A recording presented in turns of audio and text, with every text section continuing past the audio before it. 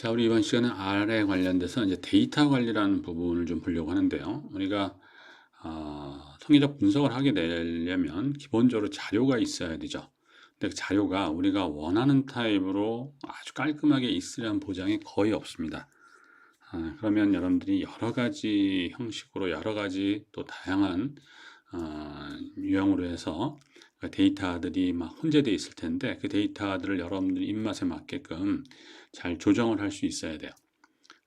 지금은 이제 우리가 수업 시간에 이론적으로 배우는 것에 대한 이그젬플 개념이고 또 초기 단계니까 여러분들한테 데이터를 관리하거나 데이터를 어떻게 처리해야 된다는 그 요청 사항보다는 주어진 데이터를 그러니까 잘 정리된 데이터가 있었을 때 그 데이터를 가지고 무슨 일을 할지 이걸 이제 하는 거죠. 근데 이제 여러분들 실제 데이터 분석 단계로 가게 되면 여러분 분야에서 실험이든 어디선 연구에서 나오는 데이터들을 가지고 뭘 할 때 그 데이터가 취합되는 과정에 여러분들 원하는 대로 이걸 바꿀 수 있어야만 여러분들이 이제 그 주어진 데이터를 분석하는 데 용이하겠죠. 자, 그래서 그런 부분에 대한 얘기를 좀 하려고 하고요. 그 다음에 데이터가 이제 들어오는 과정은 그 일반적으로 파일로 있는 게 일반적이겠죠. 또는 저 웹에 어느 특별한 사이트에 저장돼 있거나 하여튼 그렇게 되든 뭐든 다 파일로 돼 있죠. 워낙 데이터 많으니까 타이핑해서 하나하나 입력하는 방식으로 데이터가 있지는 않을 거란 얘기죠. 자, 이럴 때 이제 우리가 그것들을 우리 시스템을 불러들이는 거, 뭐 한번 해본 적이 있지만 전체적으로 다시 보기 위해서 처음 시작을 이렇게 지금 잡았습니다. 자, 여기서 보시면 우리 데이터 관리라고 하는 R 스튜디오 아이콘이 떠 있는 거하고 empty cars test라고 하는 게 있어요. 그다음에 여기 A로 엑셀인데 이제 A로 쓰여 있는 것은 보통 쉼표로 구분된 파일 화면에도 나오죠. 그래서 CSV 파일 폼을 일반적으로 의미합니다. 이거의 경우는.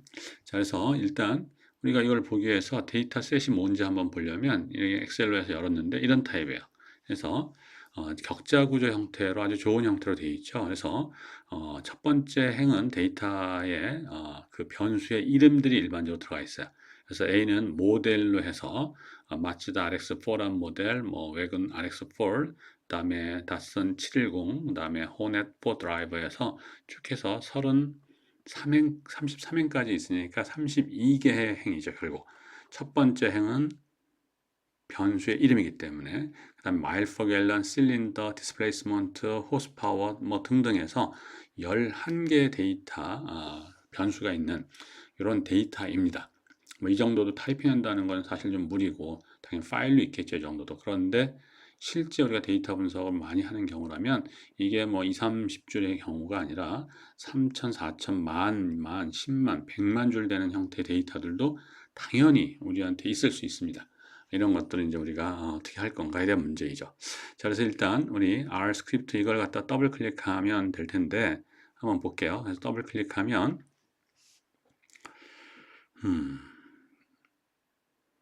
자, 이렇게 이제 뜨기도 합니다. 지금은 이제 좀 경우에 따라 좀 다른데 이 R 스튜디오나 R이 버전업 되면서 원래는 R 스크립트가 지금 내가 보여준 화면처럼 R 스크립트를 더블 클릭하면 이것처럼 4개의 격자 구조 타입을 갖는 R 스튜디오 화면이 정상적으로 떠야 되는데 요 스크립트 화면이 안 뜨는 경우가 간혹 있어요. 그 경우는 다시 이 화면으로 가서 이걸 더블 클릭하면 그때 이제 이런 화면처럼 뜨는 걸 볼 수가 있을 겁니다. 자, 이번에는 좀 여러분들한테 약간 다른 화면을 좀 보여주고 있는데요. 지금 화면이 스크립트 화면 여기 있었고 콘솔 화면이 여기 있었죠, 원래는. 근데 환경 창 화면이 이쪽이고 콘솔 창을 이쪽으로 놨어요. 좀 약간 요번 자료에서는 이렇게 하는 것이 좀 더 설명하는데 편할 것 같아서 좀 위치를 바꿨는데 뭐 이런 것들은 다 여기 툴스에 가면 글로벌 옵션즈가 있어서 여기에 appearance라는 부분에 가면 레이아웃이네요. 파넬 레이아웃. 그래서 가게 되면 이거를 여러분 원하는 대로 바꿀 수가 있습니다. 그래서 그렇게 바꿔놓고 어플라이 놓으면 된 거니까 그렇게 했다라는 걸 여러분들 알아두시면 될 거고요. 자, 그래서 일단 데이터에 대해서 이제 뭐 여러 가지 일들을 할 수 있을 거예요. 너무나 크면 데이터를 잘라서 봐야 될 것이고 필요한 부분만. 그다음에 이제 어떤 요약된 어떤 범주, 어느 특정 범주에 대한 데이터만 따로 좀 분석하고 싶다면 그걸 이제 분리도 해야 될 거죠. 그래서 스플리트라는 개념이 좀 있어요. 스플리트. 그 다음에 데이터가 데이터를 갖다 묶는 방법도 있어요. 바인드야, 그건. 그래서 그걸 갖다 열을 추가하는 방식으로 갈 거냐? 그럼 컬럼 바인드예요. 그 다음에 행을 추가할 걸로 갈 거냐? 로 바운드예요. 자, 그 다음에 데이터하고 데이터셋이 이렇게 있을 때 그 데이터셋의 변수들이 모두 다 다르다. 또 모두 다 같다. 이렇게 될 수도 없어요. 상황 따라 다른데 그럼 특정한 변수들을 중심으로 해서 데이터셋을 재구성하는 이런 것들도 있었거든요. 그런 것들도 이제 우리가 해볼 수 있게끔 여기서 했는데 그걸 우리가 병합이라는 표현을 쓰는데 영어명은 merge입니다. merge. 그래서 이런 케이스를 가지고 하나씩 한번 천천히 보도록 하겠습니다. 그래서 뭐 더 큰 데이터셋을 가지고 해야 정상이겠지만 우리가 하는 데이터셋 어떤 유형으로 이것들을 하게 되고 어떻게 일을 할 수 있구나 정도를 보기 위해서 데이터셋은 그렇게 큰 걸 하지 않았습니다. 자, 일단 옵션에서 width는 100으로 한 이유는 뭐냐면 이거는 우리 화면상에 이 형태의 것을 100열이죠. 그래서 100 칼럼 자체를 디폴트해서 보여주느냐 80으로 할 거냐 뭐 이런 건데 디폴트는 80이에요. 근데 이제 100으로 해서 좀 더 넓게 확장시키는 옵션이니까 큰 의미가 있지는 않습니다. 자, 내가 갖고 있는 데이터 R 스크립트하고 데이터셋이 같은 데 있어요. 그럴 때는 지금 여기서처럼 그냥 요즘 따옴표로 묶어서 그 파일명을 정확히 쓰고 read.csv만 하게 되면 데이터가 들어옵니다. 그래서 데이터를 불러드렸고요. 그래서 오른쪽에 보면 일단 여기를 잠깐 이렇게 할까요? 없애는 거로. 자, 그러면 데이터가 정상적으로 왔기 때문에 아무런 상관없고요. 그래서 데이터를 불러보면 이렇게 데이터가 있는데 여기 좀 다시 한번 할게요. 너무 크니까 데이터 이렇게 됐습니다. 잠깐만요. 다시 한번 부르겠습니다. 이렇게. 그러면 이것처럼 요 칼럼의 수 형태를 갖다 디폴트로 해서 잡아서 있는 이 형태가 요 사이즈에 따라서 이것이 한 줄에 이렇게 보일 수도 있고 안 될 수도 있고 이런. 그래서 그걸 이제 사이즈를 줄이거나 뭐 이렇게 하면 되겠죠. 자, 그래서 우리가 엑셀에서 봤던 데이터, 모델의 이름, MPG의 이런 것들에 대한 데이터셋이 이렇게 들어오는 걸 볼 수가 있어요. 그래서 32N까지 들어와 있는 이런 형태죠. 자, 그래서 항상 데이터가 우리한테 들어오면 이 데이터를 이렇게 리스팅해서 다 보여주면 좋은데 지금은 데이터셋이 크지 않으니까 변수명에 따른 형태의 데이터셋이 잘 정리돼서 잘 나와 있습니다. 자, 그런데 데이터가 너무 크다면 한눈에 볼 수 없죠. 그러니까 계략적인 계열을 봐야 돼요. 그때 이제 하는 게 우리도 몇 번 경험했습니다만 스트럭처예요. 그래서 스트럭처를 보시면 이것처럼 데이터 프레임 구조로 되어 있고 32개 오브제이션 12개의 변수구나. 모델부터 시작해서 쭉 나오는데 모델은 캐릭터고 mpg 갤런이죠. 이런 것들은 마일프 갤런. 그래서 이런 것들은 넘버고 실린더는 하나의 수를 정수를 매니까 인테저고 뭐 등등에 대한 형태의 정보가 이렇게 있습니다. 자, 그래서 이렇게 하는 거고 그 다음에 지금 데이터를 이렇게 보긴 했는데 이게 텍스트 화면 말고 파일 형태, HTML 형태로 해서 쉽게 보는 타입의 명령어가 하나 있는데 뷰예요. 특이하게도 라지 문자로 되어 있죠. 여태까지 이 예약어로 되어 있는 명령어가 라지 문자인 경우가 거의 없거든요. 몇 개가 좀 있는데 일부가 그때 하나 남은 게 이제 뷰가 있습니다. 그래서 뷰를 하면 어떻게 되냐면 이쪽 보면 제 마우스 지금 가리고 있는 쪽을 참 유념해서 보세요. 그러면 여기에 뭔가 하나 나타날 텐데 한번 볼게요. 뷰가 여기서 가야죠. 오케이. 자, 그래서 데이터라고 하는 형태, 지금 이름이 데이터명이었으니까 이런 형태에서 격자 구조, 엑셀 화면처럼 이런 형태가 되죠. 그래서 이것들 가지고 이걸 가지고 뭔가 이렇게 조정도 할 수 있게끔 여러 가지 옵션들이 있을 수 있으면서 데이터를 잘 살펴볼 수 있게끔 하는 방식들이 좀 있습니다. 자, 다시 여기 가서 자, 참고로 이 empty cars는 그 차량에 관련된 형태의 기본적인 어떤 정보를 제공하는 형태인데 이 데이터는 어디 있는 거냐면 empty cars 이 데이터셋을 자 여기 헬프 부분 가가지고요 우리 여기서 좀 키워 놓을게요. 가서 여기서 이렇게 헬프를 하고 엔터를 치면 바로 이 개념이 돼요. 그래서 뭐냐면 데이터셋이라고 하는 패키지 안에 있는 empty cars인데 모터 트렌드 카 로드 테스트 해가지고 차량들에 관련된 어떤 주행 테스트 결과들을 다 보여준 건데요. 여기 보면 32개 오브제이션이 있고 12개가 아니라 11개예요. 그 다음 뉴메릭이라고 써 있어요. 자, 그런데 얘를 갖다 다운로드 받거나 뭐 하면 우리 empty cars 한번 이걸 볼까요? 이렇게 해서 구동을 해볼까요? 한번 그러면 이제 출력창 말고 콘솔 창에서 봐야 되죠. 콘솔 창 여기 있는데 한번 여기서 런을 시키면 어떻게 되냐면 분명히 12개의 형태처럼 보이는데 우리 스트럭처에서 봤을 때 좀 아까 헬프 화면에서 봤을 때 11개 변수라고 했어요. 여기 보니까 변수 이름이 없습니다. 여기. 아까 엑셀에서 나온 이 형태는 우리가 어떻게 했나요? 여기서는 모델이라고 하는 형태 엑셀에서 불러드린 거니까 있거든요. 자, 그래서 뭐냐면 요런 형태 요 부분을 갖다 로네임이라는 표현을 써요, 보통. 그래서 여기는 데이터로서 갖고 있을 수도 있겠지만 요것들을 대표하는 하나의 이름들. 그러니까 이 행에 관련된 형태의 이름. 자, 물론 이제 모델명이죠. 그래서 이걸 변수화시키지 않고 그냥 쓰는 방식이 있습니다. 그래서 약간 다른 거예요. 자, 근데 뭐 지금은 그런 건 큰 상관없고요. 자, 그래서 스트럭처 요거를 한번 보면 여기서 한번 좀 다른 걸 볼 수 있어요. 자, 그래서 보면 아까 우리가 이 엑셀에서 만들어서 온 거는 여기에 모델이라고 하는 형태의 변수명을 가지고 했기 때문에 12개의 변수가 돼버린 거예요.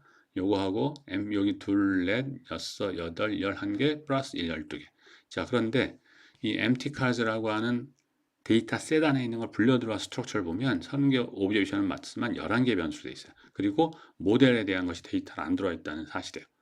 여러 가지의 그러니까 이 데이터의 저장 방식이 좀 여러 가지가 있다. 이렇게 생각하시면 되고 이럴 때 요걸 갖다가 보통 여기서는 요 아래서는 요 로네임이라는 표현을 많이 씁니다. 자, 일단 우리는 요 데이터가 아니라 요거 갖고 할 건데 우리 아까 본 대로 보면 여기서 어떤 일이 생기냐면 제가 일부러 만든 건데요. 오케이. 자, 여기서 보면 이렇게 AM 부분 보면 Automatic and Manual이에요. 이게 그래서 수동 기어를 쓸 거냐, 자동 기어를 쓸 거냐 이런 얘기인데 뭐 수동이면 0이고 뭐 자동이면 1이라고 지정할 수도 있는데 어떻게 하다 데이터를 입력하다 보면 이것처럼 숫자가 아니라 이제 막 타이핑하다는 형태에서 이거 오토매틱이구나. 그러니까 오토 쓰면 될까? 이렇게 입력될 수도 있는 거죠. 그래서 AM이란 부분이 사실은 아까 우리 스트럭처에서도 보면 AM 부분은 캐릭터라고 돼 있어요. 이것 때문에. 자, 근데 원래대로 보면 우리 어떻게 보냐면 여기서 보면 AM 부분이 이렇게 숫자가 돼 있어요. 그렇기 때문에 인테저, 넘버죠, 넘버 그냥. 자, 그런데 하나라도 문자가 들어오면 이건 당연히 여기처럼 AM 부분은 캐릭터 부분으로 바뀌면서 캐릭터는 항상 따옴표를 묶습니다. 아래서는. 그래서 숫자 1이 아니고 1이란 문자의 경우를 이제 받아들이고 있다는 사실이에요. 자, 어쨌거나 뭐 큰 문제가 될 건 아니고. 자, 그래서 데이터를 불러들인 걸 가지고 이제 진행을 해볼게요. 계속 여기서까지. 그럼 봤고요. 자, 그래서 뭘 할 거냐면 데이터들을 오토매틱, 그러니까 이 AM 부분의 변수들의 값들 가지고 좀 분리하려고 해요. 1에 대한 것만 따로, 0에 대한 것만 따로, 오토에 대한 것도 따로 나오겠죠. 그래서 여기서 보면 그렇게 하는 건 뭐냐면 대상이 있고요. 우린 지금 이거를 데이터라고 명명했었거든요. 그러니까 대상이 있고 이것들을 어느 변수를 가져가겠다는 기준이 나오는 거예요. 스플리트는. 그래서 그 잘려진 걸 스플리트 약자 써갖고 데이터 라지 S로 하기로 했습니다. 내가. 그래서 이렇게 해서 요거를 구동을 해보면 이게 문제가 없으니까 여기 프롬프트 나와서 지금 준비되어 있고요. 그다음에 데이터 이렇게 스프레이 된 게 데이터 잘렸으니까 잘 생각해 보자. 우리가 이 결과를 보기 전에 어떻게 돼야 될까? 자, 지금 AM 부분에는 1이란 문자도 있고 0이란 문자도 있고 오토란 문자도 있었어요. 그러니까 이게 스플리트 분리하라는 개념이니까 1일 때 분류값, 0일 때 분류값, 오토일 때 분류값이 나와야 되겠죠. 그래서 결국 어떻게 얘는 제공을 하고 있냐면 이런 형태로 제공합니다. 그래서 요거 안에 여기 있네요. 요거 안에 데이터 셋 안에 0이란 문자로 되어 있는 경우에 하나, 1이란 문자로 되어 있는 경우 하나, 오토로 되어 있는 경우 하나 이렇게 해서 세 부류로 분리해서 이제 보여줍니다. 그러면 나는 여기서 1이라고 하는 첫 번째가 0이고요. 두 번째가 1이고 세 번째가 오토라는 뜻의 의미를 가져요. 그러면 나는 첫 번째 변수, 즉 0일 때죠. 0일 때 값만 뽑아서 나는 그걸 데이터셋 S1으로 하겠다라는 개념이거든요. 그래서 이걸 우리가 런 시켜보면 이렇게 해서 첫 번째 변수는 1이라는 개념이 아니에요. 요거는 위치 변수. 그래서 first, second, third 이런 개념을 갖습니다. 우리 데이터 셋 안에서 여기서 스플리트 했더니 이것이 세 가지로 나눴잖아요. 0일 때, 1일 때, 오토일 때. 그래서 첫 번째 거고요.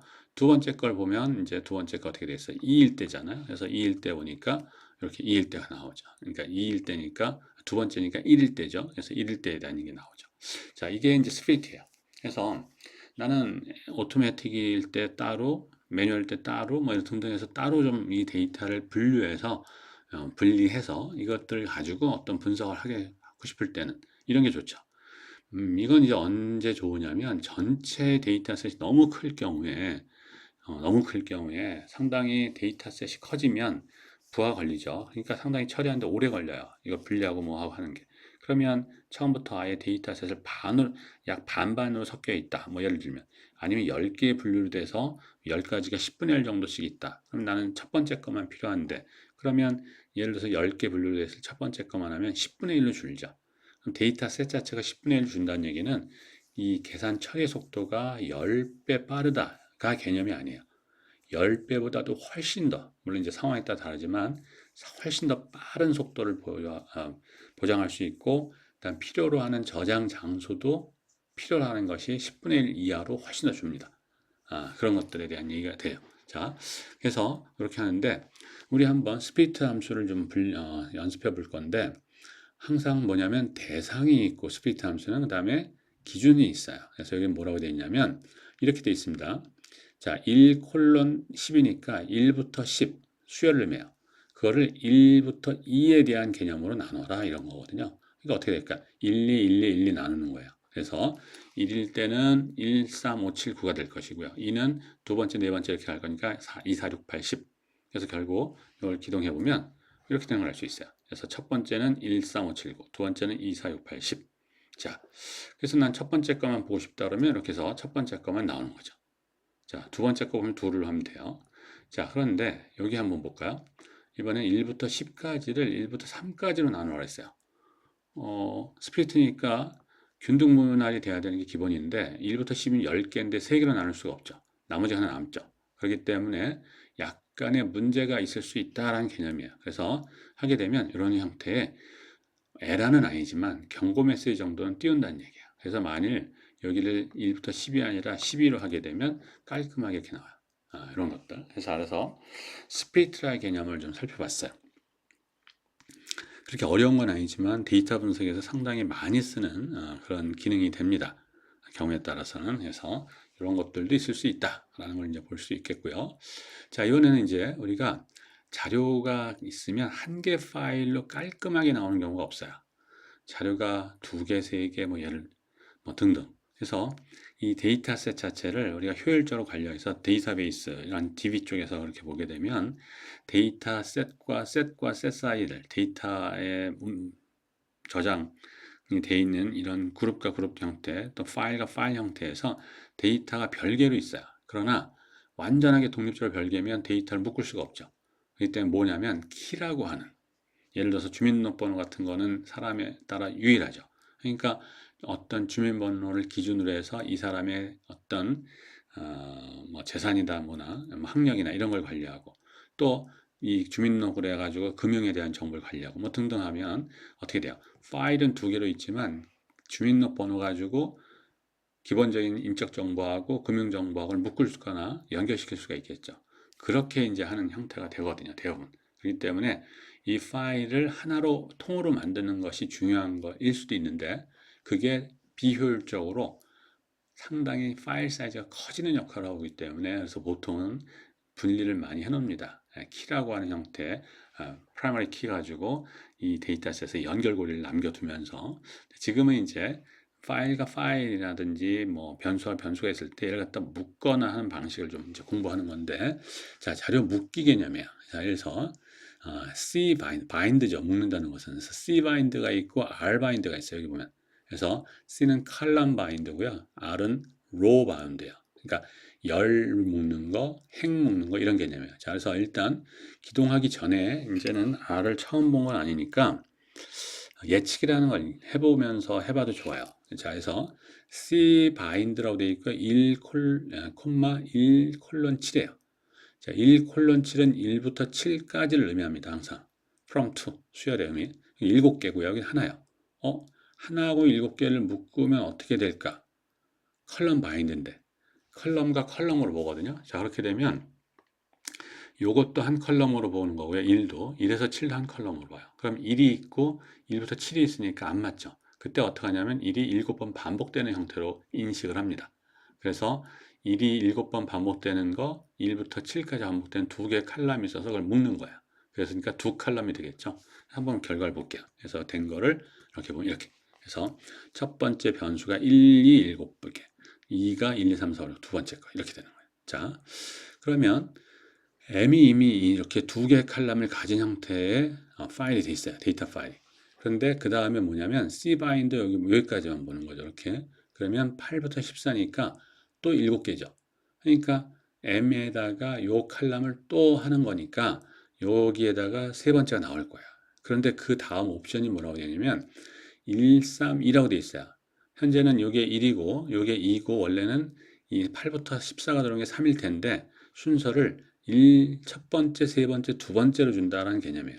그러니까 1이 쭉 나오고요. 그 다음에 두 번째 칼럼이 18부터 14까지 나오고 세 번째 칼럼이 이 두 번째 있는 1부터 7까지 나오는 이런 타입이 될 거란 얘기예요.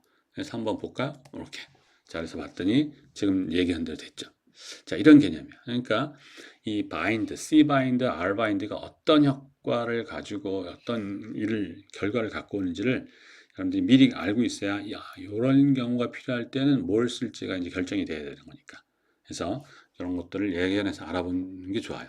자, 그 다음엔 1:3, 4:6, 7:9 다 3개씩이에요. 그래서 C 바인드니까 첫 번째 칼럼, 두 번째 칼럼, 세 번째 칼럼인데 여기는 처음 보는 다이아고널 이렇게 돼 있어요. 다이아고널은 대각 행렬을 의미합니다. 그래서 다이아고널 3만 하게 되면 3 크기가 3인. 그래서 얘를 한번 럼 시켜볼까요? 이렇게 돼요.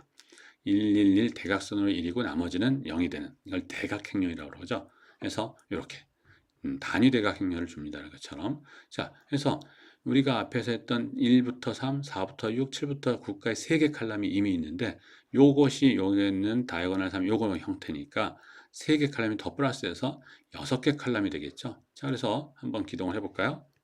이렇게 1, 2, 3, 4, 5, 6, 7, 8가 있고 다이아고널 3짜리가 이렇게 또 3개가 3칼럼이 있죠. 자, 이렇게 되는. 그래서 칼럼과 칼럼을 묶는 방식이 이제 C 바인드예요. 자, 로로 묶는 건 이제 뭐가 되느냐면 여기에 보면 중간에 나와 있는데 자, R 바인드 1, 1, 3이니까 아까 C 바인드 했던 거랑 유사한 기능인데 이번에는 로로 묶는 거예요. 그렇기 때문에 이런 형태가 돼요. 111, 123 이렇게. 자, 그런데 그거하고 0하고 C 바인드로 되어 있으니까 요거 앞에 0, 0이 있겠죠. 자, 그렇기 때문에 어떤 형태가 되냐면 여기서처럼 이렇게 되는 겁니다. 00이 첫 번째 칼럼, 111이 첫 번째로, 123 두 번째로 했던 거 여기 형태 그대로 갖고 오고. 자, 그래서 이런 거를 유추해 보면서 어떻게 데이터셋을 흩어져 있는 걸 어떻게 모을 건가에 대한 묶을 건가 이런 것들도 이제 생각해 볼 수 있는 거죠. 자, 그렇게 되든가 하면 지금처럼 그러면 이것처럼 위치 표시에 대한 거로 나오고 그 위치에 데이터가 뭔지를 이렇게 표현하는 방식들을 줍니다. 자, 그런데 나는 이 데이터의 이름은 뭐로 주겠는지 이런 걸 하고 싶을 때가 있겠죠. 그래서 i equal 0, x equal r bind, 뭐 그 안에 a는 1, b는 1부터 3. 자, 일단 여기까지 볼까요? 이렇게만 보면 r bind니까 여기가 1부터 3이니까 1, 2, 3 3개가 있죠. 거기다 1이 있으니까 111, 1, 2, 3 이렇게 될 거예요. 그래서 한번 보시면 여기 있는 대로 이렇게 돼요. 111, 1, 2, 3. 그런데 a하고 b라고 명명이 돼 있어요. A가 111이고 B가 1,3이니까. 자, 그것을 묶은 것을 X라고 봤습니다. 자, 그 다음에 I하고의, I 걸 0하고의 C 바인드니까 여기에 이제 00이 들어오잖아요. 근데 그때 이름이 뭐가 될 거냐? 지금처럼 잘 보면 이렇게 돼요. A하고 B 111짜리 있었고요. I는 이쪽에 칼럼으로 돼 있어요. 그러니까 이렇게 이제 진행되는 거죠. X에 대한 갈 위치가 없어서 그냥 없어집니다. 이렇게. 자, 이런 식으로 해서 요거에 대한 로나 칼럼에 대한 이름 가지고도 이제 분리할 수가 있어요. 근데 여기서 요 X에 대한 형태가 나오게 할 수 있는 그 옵션도 또 있습니다. 그때 이제 좀 이따가 한번 보기로 할게요. 이건. 자, 이번엔 뭐냐면 replicate 0이에요. 요거는 해보면 이렇게 하여튼 이렇게 구성되는 단독적인 형태를 여러분들이 한번 구동해 보면 이게 뭘 의미하는구나 이런 것들을 알기가 좀 쉬워요. 그러니까 좀 넘겨서 쓸게요. 요거죠 여기까지. 자, 그래서 여기 보면 런 해보면 0을 두 번 반복해요. 그걸 i라 둔 거예요. 그걸 데이터 프레임 구조로 가졌어요. 그래서 데이터를 갖게 되면 이런 식으로. 그래서 i 형태로 갖는 거니까 데이터 프레임 구조는 요거를 i라는 변수로 갖고 있고 그것들에 대한 걸 열로 이렇게 줍니다. 그래서 첫 번째, 두 번째 행이 있다는 걸 표현한 거고요. 자, 그래서 데이터는 i가 00으로 되어 있는 이런 상황이에요. 자, x로서. 자, 그 데이터셋 이름이 x는 a는 1이고 또 요거니까 요거 한번 우리가 기동해 볼게요. 여기까지. 그러면 이렇게 되는 거 우리 이미 알고 있죠. 111, 123. 그 x하고 c 바인드 형태로 묶으니까 c 바인드가 어디 가요? 여기 와야 되거든요. 앞에. 자, 그래서 결과가 이렇게 보면 우리가 아는 타입이 와요. 그런데 여기 뭐가 되어 있냐면 이런 이름을 잘 볼 필요가 있어요. 자, 여기서 보면 이 경우는 데이터 프레임이라는 형태로 되어 있기 때문에 앞에서 했던 건 약간 차이가 나는 건데 i라고 하는 형태의 x는 여기 있죠. 이 변수명이 있었거든요. 아까 i는 1, 여기 00. 그래서 i 00이 오는 거고요. 자, 그 다음에 여기 어떻게 돼요? 여기 있네요. 그래서 여기에 보면 이걸 x로 이제 한 상태가 되거든요. 그래서 여기를 x의 첫 번째 변수, 두 번째, 세 번째 변수라는 타이틀로 해서 여기 변수 이름이 이렇게 분류가 돼서 오게 됩니다. 그래서 변수 분리의 변수들의 값에 그 이름을 갖다 주고 싶을 때는 이런 타입으로 약간 그 구조화시키는 형태, 데이터 프레임이라고 하는 형태의 명령을 써서 하는 방식이면 된다는 얘기예요. 자, 이번에는 C 바인드이긴 한데 앞에 매트릭스가 있어요. 매트릭스에 대한 형태는 사각형 안에 데이터를 넣는 거죠. 자, 그래서 보면 1부터 8까지를 매트릭스화 될 데이터로 본다. 근데 n 노니까 넘버 오브 로예요. 넘버 오브 칼럼이고. 그러니까 행이 2개, 로가 칼럼이 4개. 그러니까 행이 2개니까 2바이 4행렬의 형태를 취하는 거죠. 그래서 여기만 일단 구동을 해볼까요? 이렇게까지. 자, 이렇게 되면 어떻게 되냐면 이렇게 돼요. 1, 2, 3, 4, 5, 6, 7, 8의 2행 4열의 형태가 나오는 거죠. 1부터 8까지 로부터 먼저 가는 형태, 아니야. 로가 2개로 되어 있으니까 1, 2, 2행 가는 거죠. 그 다음에 3, 4로 가고 5, 6 가고 7, 8 가고 이런 형태대로. 자, 근데 거기다가 7하고의 C 바인드니까 이 앞에 7이 오겠죠. 그래서 결국은 여기까지 묶으면 이번에는 이제 2바의 5행렬이 될 수밖에 없어요. 이렇게. 그런 형태대로. 자, 그 다음에 그래서 디멘전 형태, 그 행렬의 크기를 보는 명령어거든요. 디멘전. 그래서 디멘전 보면 2by 5 형태가 되는 걸 볼 수가 있습니다. 자, 아까 데이터 명을 나타내는 방식 중에 하나가 이제 있는데 그걸 한번 여러분들한테 이그젬플 볼 텐데 differe라는 표현을 써요. 그래서 여기서 보면 dd가 10이고 dd2가 15인 경우예요. 그래서 이렇게 구동을 좀 하고요. 그래서 여기서처럼 어떻게 되냐면 1부터 그러니까 R 바인드가 밖에 있는데 1부터 5까지고 C는 2예요. A 플러스 요거는 10으로 주고 D하고 12, DD2. 그러니까 상당히 많은 양의 데이터들이 이제 엮이는데 로로 엮여요. 근데 첫 번째가 1 콜론 5니까 이것이 1, 2, 3, 4, 5 이렇게 된 첫 번째 열일 거고요. C 이퀄 2니까 2가 5개가 반복되는 것이 두 번째 열일 거고 그 다음에 A 플러스는 이름인 거고요. 이퀄 10이니까 10이 5개 반복될 거고 D가 또 10이니까 D가 반복될 거고 DD2가 15니까 15 반복될 거고 그래서 한번 이 결과를 볼게요. 여기까지 하면 되겠죠. 자, 그래서 이렇게 해서 첫 번 1, 2, 3, 4, 5가 있죠. 1에서 5까지니까 C가 2가 반복이죠. 근데 C 타이틀을 줬으니까 C가 여기 타이틀이 있는 겁니다. A++도 10으로 되고 있고요. 그 다음에 DD가 여기 있어요. 이게 DD를 하기로 했으니까 DD가 10으로 되어 있으니까 DD 이름이 주어지는 거예요. DD2도 있고. 자, 이렇게 해서 이런 형태대로 이제 하는 거고요. 이거는 자, 여기서 defaults 레벨 0으로 하면 어떤 일이 벌어지냐면 하나 옵션이에요, 그냥. 그러니까 여기 마지막에 있던 형태 요것들에 대한 이름이 안 보여지는 타입으로 이제 가는 겁니다. 이렇게. 예. 다음에 defaults 2 하게 되면 여기서처럼 레벨을 0으로 하게 되면 이것처럼 여기 이게 디폴트가 되는 타입이죠. 그러니까 결국 여기 1, 2까지 가면 어떻게 되냐면 다 주는 거예요. 그래서 그가 여기가 원래가 없잖아요. 이 이름이 원래는 이름을 부여하지 않았으니까 그때는 얘를 갖고 표현할 수 있는 어떤 양을 자기가 만들어 줍니다. 지금 이것처럼 이렇게. 그다음에 이 디파스 레벨에 대한 옵션은 0 아니면 1 아니면 2까지만 있어요. 3이라든지 이런 것들은 의미가 없습니다. 이렇게 나오고. 자, 그래서 이런 것들도 이제 볼 수가 있습니다. 자, 또 여러 가지 방법들이 있는 것들 있는데 또 다른 이그젬플은 이건 이제 GL은 한번 GL이 뭔가 한번 볼까요? GL이 뭐냐면 여기서처럼 우리 헬프 가가지고 모르면 헬프에 가서 한번 이렇게 해보면 이런 형태로 나와요. GL이 따로 안 나오네요. 이렇게. GL 됐네요. 베이스 패키지 안에 있는 Generate Factor Labels라고 해가지고 여기서는 뭐냐면 요거까지만 한번 볼게요. 제가 여기서 요걸 더 나가기 전에 GL 3,2까지만 볼까요? 이렇게까지만. 그럼 무슨 얘기냐면 항상 대상의 어떤 일이에요. 그래서 뭐냐면 3이란 문자까지를 두 개의 라벨로 이렇게 주는 거로 의미하는데 여기 결과가 나오죠. 자, 이렇게 넘기겠습니다. 더 적게 할게요. 그래서 G 3인데 숫자 3개예요. 그러니까 처음 1로 봅니다. 그래서 1부터 3까지 수를 두 개 레벨로 만드는 거예요. 그래서 1부터 3까지니까 두 번. 그래서 1, 1, 두 개씩이니까 2, 2, 3, 3에서 결국 1일 때 레벨, 2일 때 레벨, 3일 때 레벨 형태대로 이제 이렇게 인자화시키는 형태의 타입이에요. 세 개를 두 번씩 반복한다. 이렇게 생각하면 돼요. 이렇게.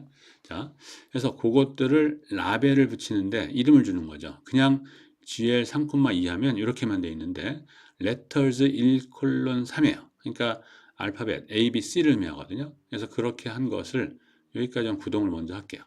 구동하면 이렇게 돼요. 그래서 이제는 그 세 개인데 세 개에 두 개 레벨로 주는 건데 그 라벨을 뭐로 했느냐? 문자로 했어요. 그렇기 때문에 11, 22, 33의 개념이 아니라 AA, BB, CC로 가는 겁니다. 그래서 그거 한 것을 B제로라는 거고 B제로를 다시 보여주면 이렇게 똑같이 보여지죠. 자, 그 다음에 setName은 이 B0에 대해서 paste 0, 0, sequence along B0. 그러니까 앞에 문자를 0을 붙이고 paste는 묶는다는 개념이에요. 0과 요 값들을 뭉친다는 얘기인데 sequence along이니까 이 B0에 대한 형태, B0가 데이터잖아요. 세 개가 있었단 말이죠. 0, 1, 2 이렇게 0, 아니 0, 그러니까 첫 번째, 두 번째, 세 번째, 네 번째, 다 여섯 번째가 있네요. 그러니까 그 넘버대로 해서 로네임을 갖다 줄 수 있는 거야. 이름을, 변수 이름을. 그래서 보면 이렇게. 그래서 0, 0, 1, 0, 2, 0, 3, 0, 4, 0, 0, 6 이렇게 같이 이제 이 변수의 제목을 이것처럼 변수의 제목 형태를 갖다가 이제 만들어주는 이런 타입이 됩니다. 그 다음에 이제 또 여러 가지 방법을 묻는 거에서 한번 결과들만 이렇게 보시고 하면 이런 것들. 그래서 여기서도 결과를 보면 A는 1이고 B는 0, B0야. B0가 지금 뭐냐면 B0가 어디가 있어요? B0가 여기 있었죠? B0 했더니 이렇게 돼 있거든요. AA, BB, CC 6개 변수 돼 있어요. 그 다음에 F는 3, 1, 1, 2, 3을 두 번씩 반복해서 만드는 걸로 만든 거. 6개 저것도. 그래서 A가 111 계속 될 거고 B가 112, 33 될 거고 얘도 마찬가지. 그래서 결국 데이터 A가 111 될 거고요. B는 지금 B0가 여기 있죠. 레터로 된 거. 그러니까 11이 아니라 AA, BB, CC가 왔죠. F는 숫자 가지고 하는 거니까 1, 2, 3, 3이 됐고. 그래서 이와 같은 형태에서 보통 우리가 생각하는 A란 변수의 값이 111, B란 변수의 값이 AA, BB, CC, F란 변수 값이 1, 2, 3, 3 이런 형태처럼 데이터 프레임 구조화 된 걸 말해요. 데이터 프레임 구조로 되어 있기도 하고. 자, DFB 타입은 이건 데이터 A 타입을 한 거고 여기서 좀 차이 나는 거는 여기에 있는 BF죠. 요거를 갖고 온 상태에서 그러니까 B0 대신에 BF가 좀 만든 거예요. 그래서 이것도 한번 결과만 보면 될 거예요, 여러분들이. 그래서 이렇게. 그러면 여기가 111이 아니고 01, 02, 03, 06까지의 로레임 타입의 형태를 가지고 이제 만들어진 이렇게 되는 거죠. 자, 그 다음에 이제 새롭게 되는 변수가 A는 8, B는 문자 B, F는 1 이란 값으로 주어지게 되면 그게 새로운 데이터 한 행을 만든 거거든요. 근데 거기다가 이제 rbind dfa에다가 rbind해서 묶어버리면 여기서처럼 이런 형태 한 줄만 더 들어가면 끝인 거예요. 자, 그런데 요 타입에다 묶어버리면 그 다음이 어떻게 되느냐? 이것처럼 7이 되느냐? 아니에요. 요것들은 이제 이름이 나온 거니까 이것들이 이름이 없는 것의 첫 번째가 되겠죠. 이게 그래서 1이 됩니다. 그래서 그런 정도의 차이가 있어요. 그래서 이 데이터를 잘 요리하게 되면 아마 데이터 분석에서는 우리가 분석에 필요한 데이터들을 모아서 있다고 했었을 때 그거 데이터를 가지고 우리가 분석에 필요로 하는 단계로 데이터를 만드는 과정이 실제 데이터 분석 과정에서는 반 이상, 학자들에 따라서는 그걸 70% 이상으로 가중치를 보는 사람도 많습니다. 그 정도로 데이터를 잘 관리하는 것이 중요하다는 얘기예요. 그게 중요해요. 그게. 자, 그래서 데이터를 갖다 이제 이렇게 저렇게 묶는 것들을 해봤어요. 자, 그래서 이거는 행을 추가한다든지 롤을 추가한다든지 이런 개념의 의미예요. 자, 그런데 그게 아니라 이제 이 마지막 이그젠플인데 병합이란 말을 써. 병합이란 말. 그래서 이 병합이란 말은 영어면 merge인데 지금 그러니까 데이터셋과 데이터셋을 묶는 개념은 묶는 개념인데 바인드의 개념이 아니에요. 바인드는 단순하게 행이 추가되거나 열이 추가되거나 이런 폼인데 이거는 그게 아니에요. 좀 달라요. 그래서 한번 데이터셋을 아주 간략하게 조금 타입을 만들었어요. 그래서 K1은 이런 타입으로 줬습니다. NA, NA 3, 4, 5로 5개의 데이터를 줬는데 NA라는 얘기는 non-available에서 뭐 missing 데이터일 수도 있고 우리의 규격에 맞지 않는 데이터일 수도 있고 그런 걸 총칭해서 non-available 데이터라고 보통 얘기하는데 이것들은 이렇게 쓰면 보통 이제 C를 묶었으니까 NA, NA 3, 4, 5 5개의 데이터죠. 그래서 얘가 어떻게 생겼는지 보면 이렇게 생겼어요. NA, NA 3, 4, 5. 그 다음에 K2도 NA가 포함되어 있는데 1, NA, NA 3, 4, 5 이렇게 되어 있습니다. 그러니까 두 개의 데이터 K1, K2이 다르죠. 자, 데이터를 1부터 5까지의 숫자로 했어요. 그러니까 데이터 1부터 5까지겠지, 이것처럼. 자, 그 다음에 이 세 개의 데이터를 K1, K2 데이터를 이름으로 해서 묶는 타입을 데이터 프레임을 한 겁니다. 단지 이거는 데이터를 그냥 우리가 형성한 거야. 그래서 이렇게 해서 X 데이터는 K1, K2, 데이터 이렇게 해서 세 개의 변수를 갖고 있는데 첫 번째, 두 번째가 K1에서는 missing이든 뭐든 우리가 사용할 수 없는 폼으로 들어온 거고 이것처럼 데이터를 여러분들이 나중에 취합하다 보면 온전하게 100% 들어오는 데이터는 드물어요. 경우에 따라서 데이터가 입력하는 과정이나 센서에서 취합되는 과정에서 문제가 생겨서 데이터가 상실될 수도 있고 이상하게 될 수도 있어요. 그럴 경우가 이제 있을 때 그 데이터를 또 어떻게 우리가 보정할 거냐 이런 문제들도 이제 많이 연구들도 하는데 하여튼 지금 입장에서는 데이터가 이렇게 돼 있어요. X 데이터가. 자, Y 데이터도 K1 변수가 있고요. K2 변수가 있고 데이터 변수가 있어요. 그래서 똑같은 규격으로 만들었어요. 일부러. 그래서 Y는 이렇게 생겼습니다. 그래서 X 데이터는 이렇게 생겼고 여기 좀 Y 데이터는 이렇게 생겼습니다. 데이터가 좀 달라요. 변수명은 K1, K2 데이터로 세 개가 같습니다. 자, 그런데 여기에 대해서 K1이나 K2를 이용해서 K1과 K2에 따라서 여기에 있는 데이터하고 여기 있는 데이터를 칼럼을 증가하든 뭐하든 필요한 부분만 우리가 엮어서 쓰고 싶은 거예요. 자, 그래서 우리가 merge라고 하는 것은 대상이 있고 이것처럼 그 다음에 어떤 기준에 대한 경태인데 그걸 by로 묶습니다. 자, 그래서 지금 K1과 K2 두 개 있었으니까 그걸 한번 해볼게요. 그럼 어떤 일이 벌어지는지 한번 보세요. 여기를. 자, 그래서 X 데이터는 지금 이거였고요. Y 데이터는 이거거든요. 그래서 이거를 다시 한번 그냥 기록만 할게요. 이렇게. 그래서 보기 좋게 여기 X고 여기 Y 데이터야. 그런데 merge라고는 하는 명령인데 그 수단을 by K1, K2를 했거든요. 그래서 이걸 한번 해보면 어떤 일이 벌어지냐면 자, K1, X 데이터가 여기 있어요. X 데이터하고 Y 데이터 쪽에서 보면 K1과 K2이 같게 되는 형태가 뭐가 없냐면 NA, NA, NA가 있어요. 여기 X에서는 두 번째 줄에 나타난 거고, 그렇죠? 그 다음에 여기서는 첫 번째 줄에 나타났어요. 그때 값이 NA가 2예요. 데이터 값은 X에서는. 그 다음에 NA 1이고. 근데 여기도 데이터가 있고 여기도 데이터가 있죠. 근데 우리는 K1과 K2 기준에서 하는 거기 때문에 요 데이터하고 데이터인데 요거는 X 집합의 데이터고 요건 Y 집합 데이터야. 그래서 거기에 있는 데이터 명령을 데이터.x, 데이터.y라고 이렇게 명명해 주는 겁니다. 그래서 NA 있을 때 2, 1이었었죠. 자, 그다음에 X 데이터에 4, 4가 있어요. K1, K2.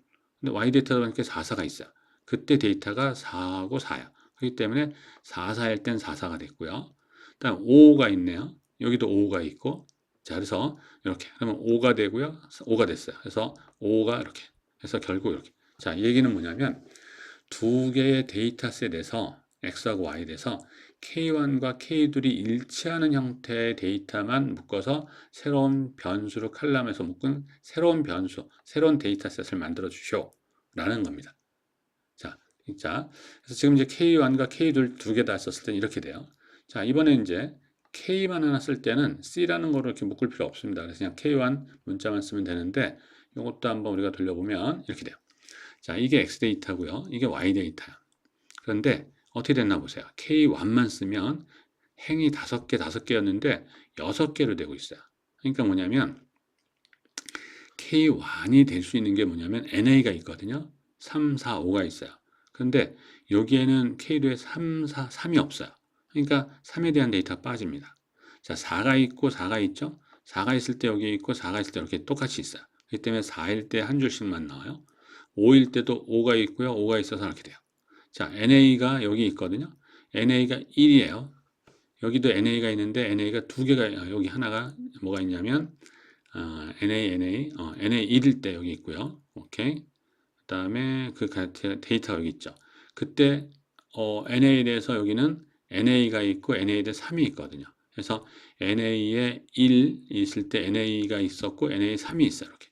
그 다음에 NA 쪽은 여기 있거든요. 그래서 NA는 여기 NA가 있죠. 그래서 2가 있고 여기 NA가 1이 있죠. 그래서 결국 그런 타입으로 해서 데이터셋을 만들어 주는 겁니다. 지금처럼. 그래서 이것처럼 그 어떤 변수를 기준하에 따라서 데이터가 구성되는 것이 다르니까 상당히 주의해서 이것들을 잘 살펴야 돼요. 자, 그 다음에 마찬가지 형태대로 하는데 여기 이런 옵션이죠. 여기에 대해서 이 옵션이 들어가요. incomparable none 이렇게 되면 NA가 들어가는 건 난 필요 없어. NA가 있다는 얘기는 데이터셋 자체가 좋지 않은 거니까 구성이 빼겠다는 뜻을 갖거든요. 그러니까 이 K1 자체를 기준으로 하는데 NA가 들어간 걸 빼시오 하기 때문에 이 두 줄만 나오게 되는 그런 결과가 옵니다. 이렇게. 자, 그래서 이 데이터를 가지고 너무 컸을 때 자르나 분리하거나 또는 단순하게 행을 추가하거나 열을 추가하거나 바인드로 또는 어떤 특정한 변수를 기준해서 묶어 들어가는 방식 아주 간략하게만 머지를 봤는데 머지는 상당히 필요로 하는 기능이고 중요한 기능이고요. 복잡한 기능입니다. 그러니까 많이 습득이 되어 있어야 돼요. 이 폼이. 그래서 데이터를 구성해 보는 걸 이제 봤고요. 자, 조금 더 이제 플러스 할 부분이 있는데 뭐냐면 이 R이라든지 뭐 엑셀이든지 어떤 그 계산 프로그램 또는 패키지 이런 형태에서는 많은 함수들이 내장화되어 있어요. 평균을 구하는 거라든지 분산을 구하는 이런 등등해서. 그런데 사용자도 그러니까 이 세상의 모든 것들을 수식화해서 만들어 놓을 수는 없거든요. 워낙 방대하니까. 그러니까 아주 기본적으로 쓰는 타입 핵심적인 것만 이제 만들어 주는 거죠. 이런 데서는. 그럼 그 외 것은 어떻게 할 거냐? 사용자가 그 함수 관계식을 만들어 쓸 수 있습니다.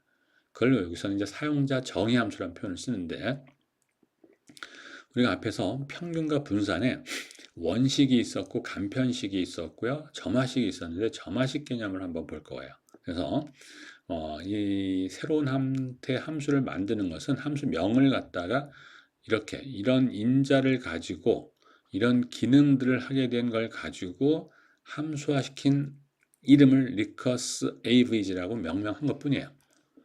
자, 내가 만들었기 때문에 라지 문자를 좀 준 겁니다. 다음에 여기 이제 그래서 몇 번째 행이냐, 몇 번째 변수냐, 그때까지의 변수가 어떠냐, 그 다음에 새롭게 들어온 변수가 뭐냐. 점화식을 이용해서 표현할 때에 필요로 했던 양이죠. 그래서 그것들을 이용해서 계산할 수 있는 여기에 있는 인자들에 대한 어떤 사칙연산식들 또는 뭐 여러 가지 함수식들 가지고 표현된 거겠죠. 그 결과치를 주는 걸 의미해요. 자, recursive variance는 분산을 의미합니다. 그래서 분산 때는 여기에 있는 정보에다가 기존에 있는 분산, 그다음에 새롭게 들어와 있는 변수. 그래서 여기 하나 더 들어오는 거죠. 그래서 식이 좀 복잡하게 돼 있었던 걸 알 수가 있을 거예요. 그래서 이걸 갖고 하는 거죠. 자, 그래서 현재까지 8번째 데이터가 들어왔고 현재까지 4.5인데 구란 값이 새롭게 들어오면 평균이 얼마가 될 거냐 이걸 계산하는 얘기예요. 자, 8 가지고 4.5고 현재까지 분산이 6인데 새로운 데이터가 들어오면 분산이 얼마냐 이런 얘기거든요. 그래서 이걸 한번 해보면 그런 걸 다 계산해 줄 수 있는 거예요. 이렇게 5를 내놓고 있죠. 그 다음에 7.5를 내놓고 있단 말이에요. 이런 것들. 그래서 이렇게 데이터 값을 갖다가 계산해서 내가 원하는 타입의 인자를 넣었을 때 나오게끔 하는 이런 함수 관계식도 여러분들이 만들 수가 있다는 얘기죠. 그러니까 필요로 한다면. 그러니까 이런 것들이 있기 때문에 이 오픈소스에서 만들어지는 이런 형태들, 아주 간단한 형태 함수식들을 제공할 수 있기 때문에 여러분 분야에서 나오는 복잡한 형태의 계산식들도 다 이런 식으로 해서 함수화돼서 우리가 만들 수가 있는 겁니다. 자, 그 다음에 원주율 시뮬레이션 개념인데, 요거는 이제 우리가 실험에 의해서 원주율, 파이죠, 무리수, 이걸 구하는 과정에 대한 의미인데, 우리가 예를 들어서 단위 원을 포함하는 정사각형이 있다고 한다면 어떻게 될까요? 0부터 1까지의 마이너스 1부터 하겠네. 마이너스 1부터 1까지의 두 개의 난수를 끄집어내서 그 난수의 제곱의 합이 1보다 작으면 원 안에 들어가죠. 그렇지 않으면 원 밖으로 나가죠. 근데 마이너스 1부터 1까지 꺼냈기 때문에 정사각형 안에 있는 변수들이에요. 그래서 이와 같은 실험을 했었을 때 자, 전체 면적은 어떻게 되죠? 마이너스 1부터 1까지니까 한 변의 길이가 2예요. 그러니까 가로 세로 높이 같으니까 2의 제곱 4가 되고요. 그 다음에 반지름이 1인 원이 내부에 있는 거죠. 그러니까 파이 r 제곱이니까 파이예요. 그래서 4분의 파이가 정사각형 대 원에 대한 비율이 되는 거죠. 그래서 4분의 파이인데 이런 실험을 했었을 때 우리가 무작위수를 뽑아서 막 했었을 때 어떻게 돼요? 1000번 중에 예를 들어 600번이 원 안에 들어왔다. 그러면 1000분의 600인 60%, 즉 0.6의 확률로 된다는 얘기죠. 뭐가? 원의 면적 중에 그러니까 정사각형 안에 박혀 있는 형태의 정사각형이죠. 정사각형 안에 있는 형태의 뭐죠? 원에 대한 부분의 면적의 비율로. 그래서 그 비율을 갖고 이용해서 우리가 하는 거예요. 그 파이 값을 추정하는 거죠. 왜냐하면 그 확률 개념에 대한 개념이 4분의 파이하고 유사하게 되는 거죠. 그러니까 파이 값을 우리가 구하려면 우리가 실험에서 나와 있는 경험적 확률인 예를 들어서 아까 100번을 던졌을 때 60번 정도가 그래 들어왔다면 0.6이라는 것이 경험적 확률이고 거기다 4배를 곱한 형태가 파이의 추정값이 되는 이런 타입으로. 그래서 여기서처럼 랜덤 유니폼 두 개를 꺼내는데 미니멈 마이너스 1부터 1까지. 그 다음에 그 첫 번째 변수에 대한 제곱과 두 번째 변수의 제곱의 합이 1보다 작으면 카운트를 하나 늘려가고 그래서 그 카운트에 대한 비율, 실험의 비율에다 4배를 곱한 놈을 꺼내라, 리턴, 돌려둬라 이거죠. 그렇게 한 값이 심플 파이어, 시뮬레이션 파이. 그래서 이것들을 갖다 우리가 구동을 해보면 이게 문법적 에러가 없기 때문에 이제 잘 커서는 잘 나오고 있는 거고요. 그래서 여기는 이제 몇 번 실험했느냐 그거거든요. 1000번 실험해서 한 결과를 보니까 이렇게 돼요. 3.16. 그럼 매번 같으냐? 아니에요. 우리 난수에 대한 얘기가 되는 것처럼 어떤 경우는 3.14도 되죠. 3.14 딱 나온 경우도 있지만 3.08 또는 저 심각한 경우도 있을 수 있죠. 3.26 얼마도 있고 뭐 등등이에요. 그러니까 실험에서 나오는 거니까 이거는 정확성에 있지는 않다는 거예요. 경향성에 있지. 근데 1000번보다는 더 많은 10만 번을 하면 어떻게 되느냐? 3.14이래요. 한 번 돌렸더니 또 두 번 돌려서 3.148, 3.136. 그러니까 1000번 돌렸을 때보다는 훨씬 더 3.14에 근접해 가는 형태가 나타나 있는 걸 볼 수가 있어요. 이게 이제 바로 시뮬레이션에 대한 어떤 우리 기대값에 대한 개념이에요. 그러니까 많은 정상적인 실험을 많이 하면 우리가 원하는 참값의 개념으로 근접하게 가는구나 라는 개념의 의미죠. 그래서 이런 걸 할 때 이것처럼 펑션이라는 형태의 기능 형태를 써가지고 필요한 인자를 만들어서 어떤 식의 계산된 값을 받아치는 y 함수는 어떻게 돼요? 입력값이 있으면 어떤 기능에 의해서 y 값이라는 출력이 나오는 거죠. 그걸 할 수 있게끔 해주는 형태죠. 그래서 이렇게 해서 필요로 하는 형태의 함수가 있다면 여러분들도 만들어서 쓸 수 있음을 볼 수가 있습니다. 자, 이렇게 해서 우리 데이터 분석 및 사용자 정의 함수까지, 데이터 관리 및 사용자 정의 함수까지 만들어 보는 걸 한번 같이 봤습니다. 우리 여기까지 이제 많이 왔고 이제 얼마 남지 않았습니다. 남은 기간도 열심히 잘해서 좋은 결과 있길 바라겠습니다. 자, 또 다음 주에서 보도록 하죠. 수고하셨습니다.